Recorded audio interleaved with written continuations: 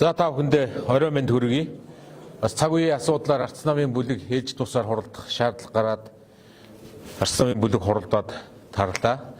Гол асуудал тодорхой асуудал нь Монгол Улсын засгийн газраас засгийн газрын дэд сайдуудыг томилж байгаа асуудал нэг талаасаа нөгөө талаасаа ер нь энэ төрийн үргэлгэн бүтэц хизээ яаж буурах юм бэ? Аж ахуй нэгжүүд татвар төлөгч аж ахуй нэгжүүд чинь хэцүү байдалд орлоо. Төрүүчээсээ дампуурлаа. Бид нэр татвар хураах төрийн хүчирхийллийн тухай яриад байдаг. Нөгөө талд нь татвар төлж байгаа аж ахуй нэгжүүдийн чинь нөхцөл байдал өнөөдөр нөгөө аж ахуй нэгжүүд ч одоо яг тасарлаа. Энэ нөхцөл байдлуудыг байхад өнөөдөр төрийн хэмнэлтийн тухай хууль хүчин төгөлдөр бас үйлчилж байна. Энэ нөхцөл байдлууд байхад Монгол Улсын засгийн газраас үндсэн дэд сайдуудыг нэмж томилж 40 сайттай болж хувирч байна. Энийг тайлбарлахдаа хяналтын менежер, бүтээмжийн менежерийг цомгтгосон ийм тийм гээд худлаа үнэн тоо энэ бүгдээрингийн цомгтгох ёстой. Энэ байтугай засгийн газар маш олон баг нийт засгийн газрын төрийн албан хаагчдын 8% гэдэг үндсэн чиглэлээр тоонууд оруулж ирж байсан. Энэ бүхэн ингээ байхгүй болжээ. Тэгээд арц намын бүлгээс ээлж тус сурал хийгээд шаардлагын гарах нь Монгол Улсын засгийн газарт Монгол Улсын ерөнхий сайдад шаардлага хүргэх нь зүйтэй гэдэг одоо гаргасан олонхоор санал нэгтсэн. Би шаардлагыг та бүхэнд уншиж танилцуулъя. Шаардлага Монгол Улсын засгийн газар эдийн засгийн тодорхой бодлогогүй улс төрийн систем авилгал бүрэн эдэгдэж язарсны уршгаар эдийн засаг зогсон байдалд орж эдийн засаг агшиж эхэлж байна. Аж ахуй нэгжүүд татврын өртөө дансаа хаалгаж боловсруул эрүүл мэндийн салбар илгээрээ хэвтэж, иргэдийн амжиргаад оройтож, эмзэг хэсэг нь хөмсний хомсдолд орох аюул нөөрлөж байна. 2025 оны төсвийн орлого тасарч төлөвлөсөн хөрөнгө оруулалт хугацаанд хийгдэхгүй, аж ахуй нэгжүүд гүйцэтгэлийн төлбөрөө авч чадахгүй, эх оны төсөв өртөө эхлэх нөхцөл байдал бүрдэж байна. Нийт даруй татврын дарамтыг бууруулж, эдийн засгийн өсөлтийг тэтгэх, төрийн данхар үтсийг сонгох, засгийн газар хэмнэлтийн горимд ажиллах онцгой шаардлага үүслээ. Ерөнхий сайд Гомжовын зандан шатрын засгийн газар эдийн засгийн өнөөгийн байдалд бодит үнэлт өгөх чадамжгүй, эдийн засгийн өсөлтийн суурь болох аж ахуй нэгжүүдийн хувьд тулгуурласан асуудлыг шийдвэрлэх хүсэлгүй, иргэдийн амжиргааг хамгаалах асуудлыг үл тоож байна. 20 сайттай төрийн өнөөгийн давхар үтсийг бууруулахын оронд 16 дэд сайд нэмж томилох, шинээр айгинтлах байгуулах харлаган шийдвэрүүд гаргаж байна. Үүгээр өмнөх засгийн газрын алдаа завхарлыг засаж, эдийн засгийн өсөлтийг дэмжиж, авилгалтай тэмцэн гэж найдсан олон нийтийн иргэдийг хөсөрдүүлж байна.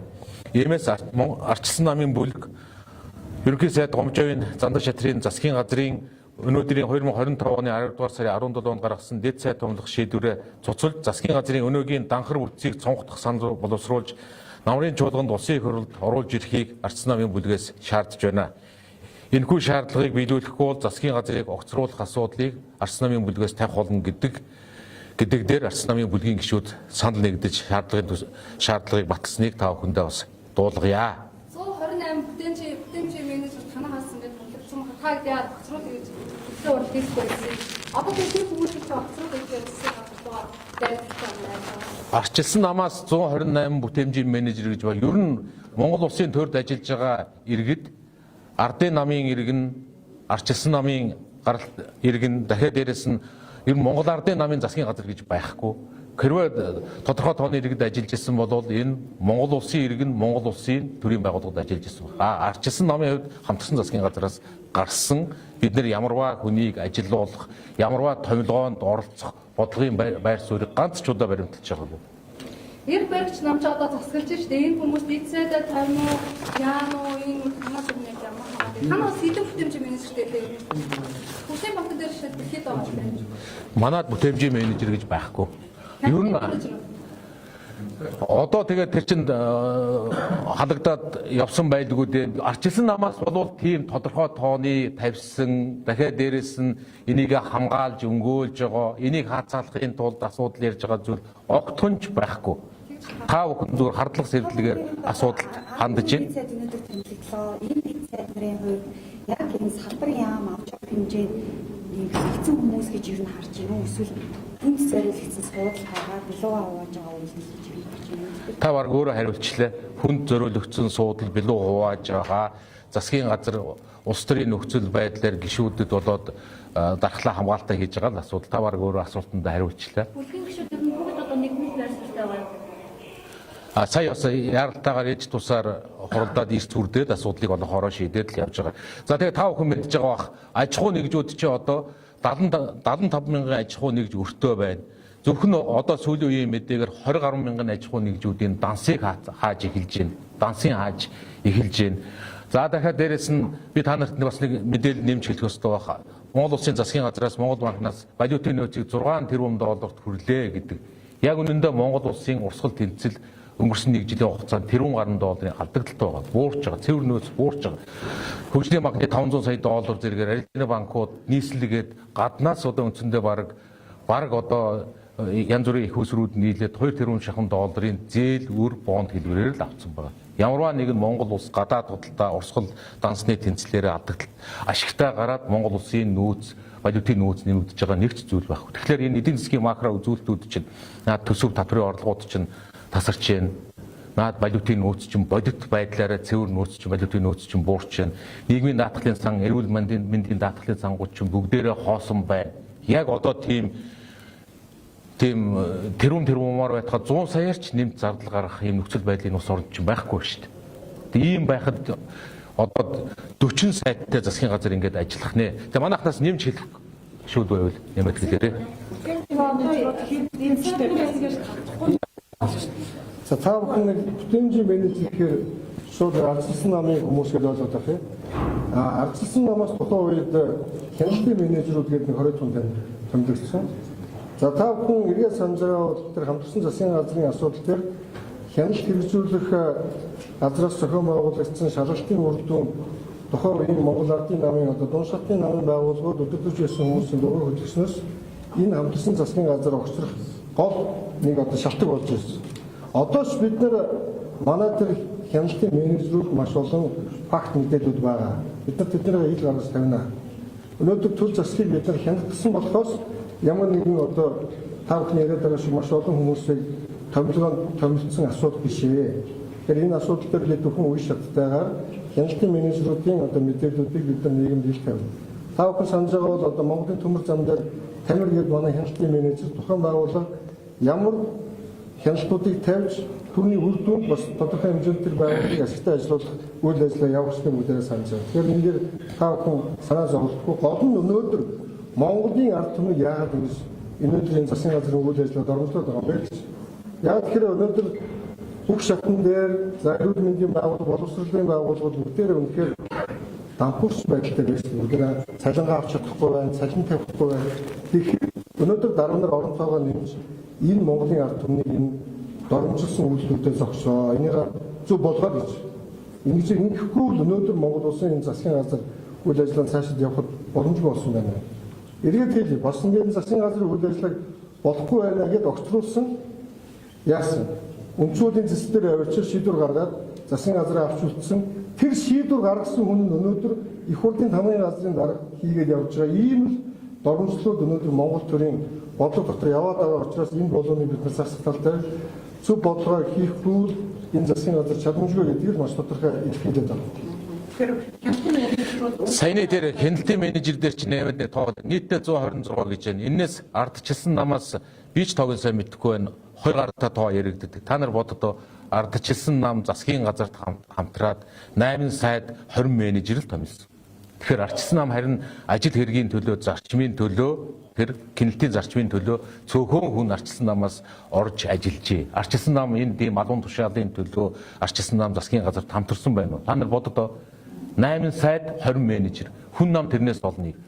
Монгол Ардын нам тэрнээс угаасаа 200 мянган төрийн алба болоо төрийн өмчт компани. Ардчилсан нам 20 хүн хяналтын менежерийг тавьсан байна.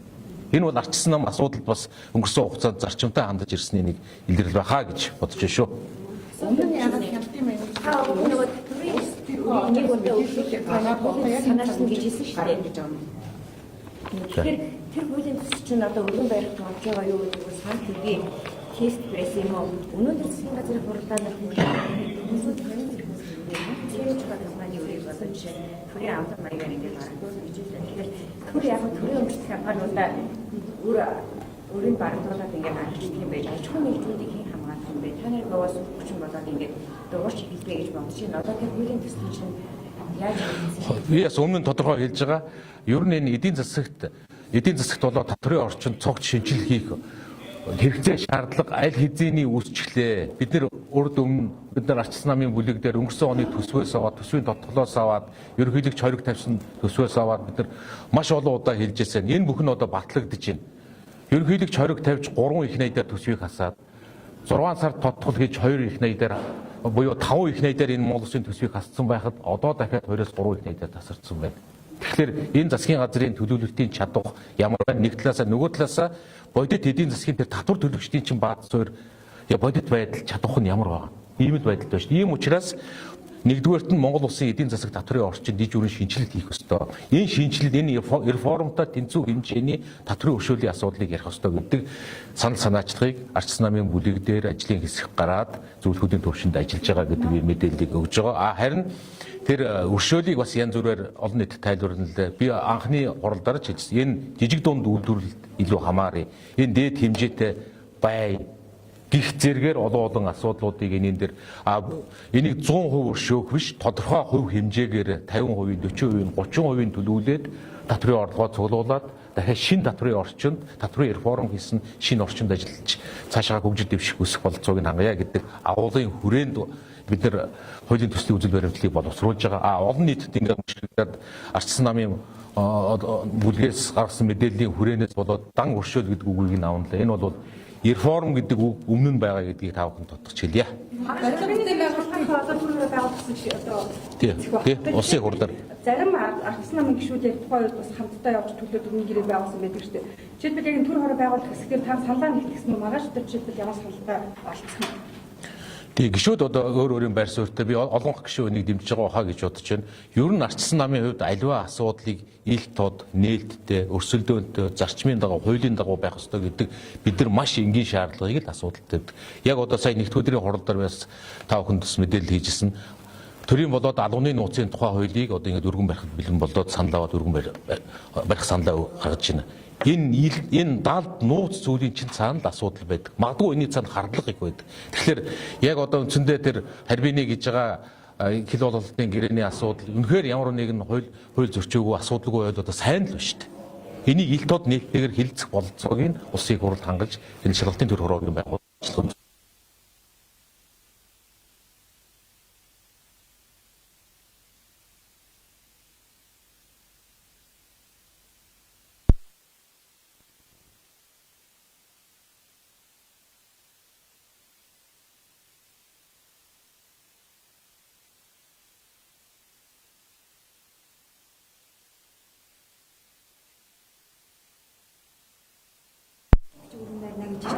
Энэ нөгөө хуулийн хугацаагаараа боломжтой юу?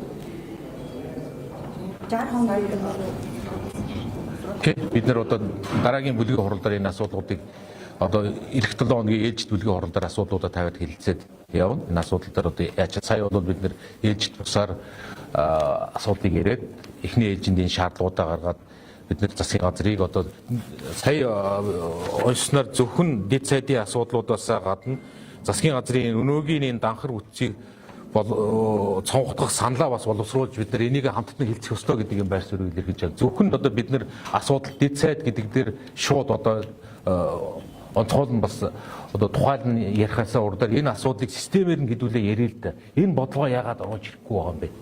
Энэ асуудлыг нэхэд идэг энэ асуудлыг засгийн газар оруулж ирэхгүй. Ингээд төсөвчин тасраад, ингээд бизнесүүд чинь дампуураад энэ улс орн чинь төсвийн алдагдал энэ зүйлд орж штт. Санхүүгийн жил болсон шиг гэтэл банкны байгууллагыг банкны ажиллаж байгаа одоо үйлдвэрлэгчтэй ажил авахч нар төрөөс мөнгө авч чадахгүй байж байна. Татвараа төлөе гэхээр төрөн мөнгө төлөөгүй байдаг. Ийм уялдаа холбоогүй харилцаа одоо шиг хамгаалаагүй шийдвэр гаргаснаа. Тийм ээ.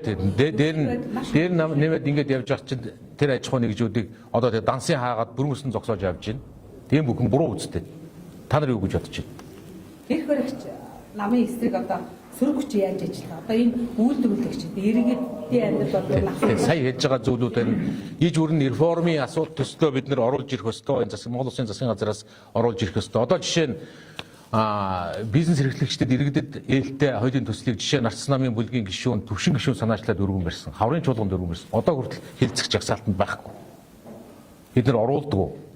засгийн газараас нийгмийн даатгалын багц хуулийг оруулж ирээд хэлсэн гэдэг төвшин гишүүний өргөн барьсан хуулиар одоо хүртэл дараатаа бид нар шаарддаг. А нөгөө талд нь засгийн газрын хүлээж ийн гэдэг. Гэтэл нөгөө засгийн газрын тэр бодлогын өөрчлөлт чи хаана байгаа? Орж ирж байгаа нь томилгоо, зардал нэмэх, төрийг том болгох.